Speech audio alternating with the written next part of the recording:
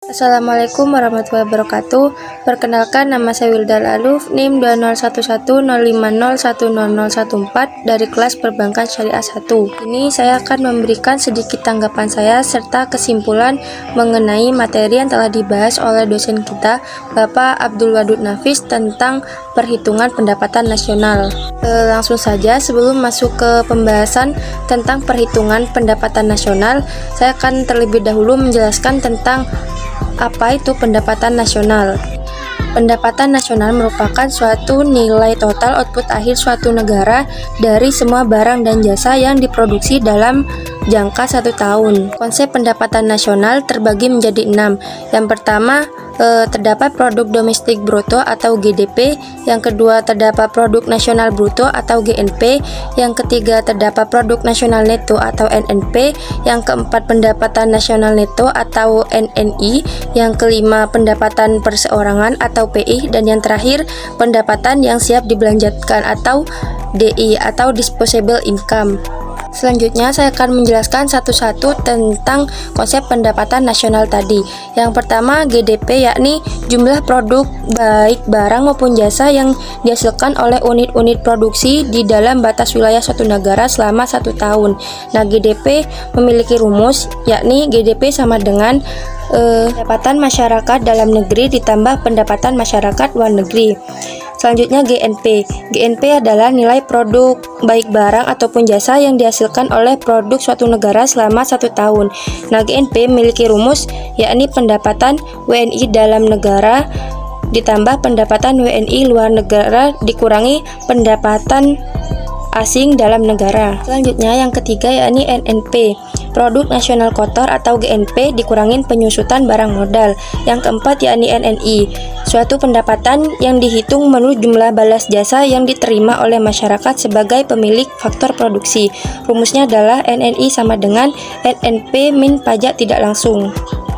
Yang kelima, yaitu PI, pendapatan yang diterima oleh setiap orang dalam masyarakat, termasuk pendapatan yang diperoleh tanpa melakukan kegiatan apapun. Nah, rumusnya adalah PI sama dengan NNI min pajak perusahaan min iuran min laba ditahan plus transfer payment.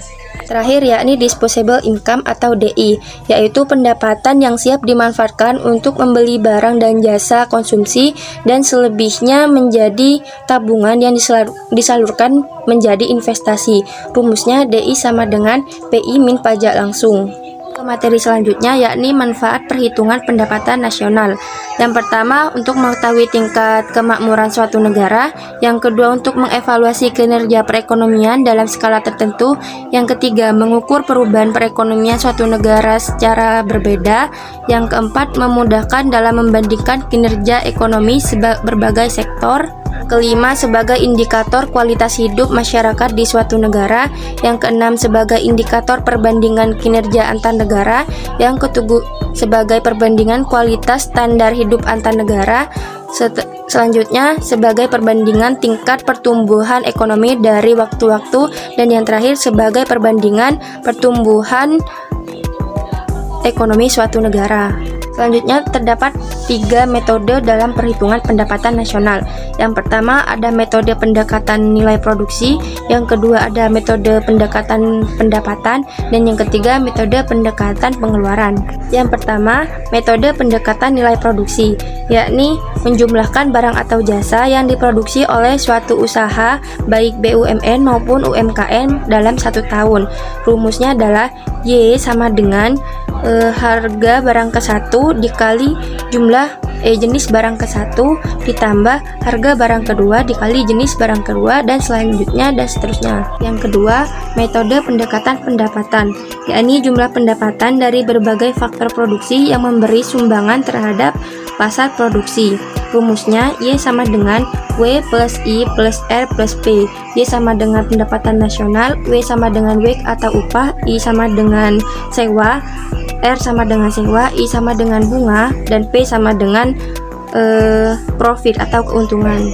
Dan yang ketiga adalah metode pendekatan pengeluaran, yakni menjumlahkan semua pengeluaran dari rumah tangga, perusahaan, dan masyarakat pada periode tertentu. Rumusnya adalah Y sama dengan C plus I plus G plus X min M. Y adalah pendapatan nasional, C sama dengan konsumsi, I adalah investasi, G adalah pengeluaran pemerintah, X ekspor, dan M impor. Selanjutnya, pendapatan nasional dalam perspektif Islam. Yang pertama, pendapatan nasional harus bisa mengukur penyebaran pendapatan individu rumah tangga. Yang kedua, pendapatan nasional harus bisa mengukur produksi di sektor pedesaan.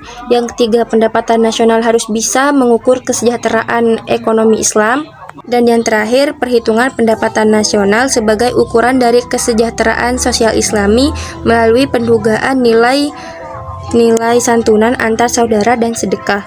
Dan yang terakhir, sumber-sumber pendapatan nasional dalam ekonomi Islam. Yang terdapat yang pertama gonimal, yang kedua sodakoh, yang ketiga infak, yang keempat zakat, 5 yang keenam jizyah, 7 khoroj, 8 pajak tambang dan harta karun, dan yang terakhir adalah wakaf.